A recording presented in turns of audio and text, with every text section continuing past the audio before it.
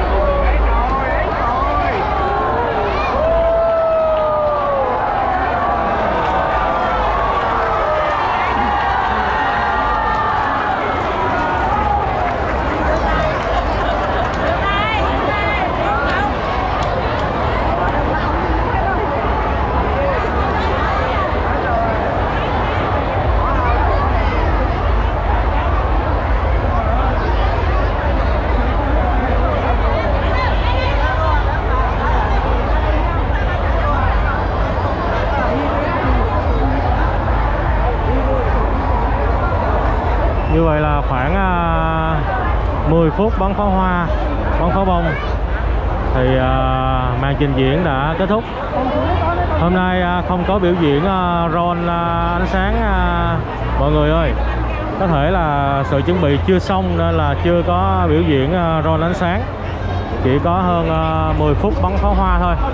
Và bây giờ bà con đang tản ra để đi về. Ở đây rất là tối ha, dưới gầm cầu Ba Son. Ok, cảm ơn mọi người đã xem video clip này ha. Xin hẹn gặp lại ở một video clip tiếp theo. Xin trân trọng kính chào.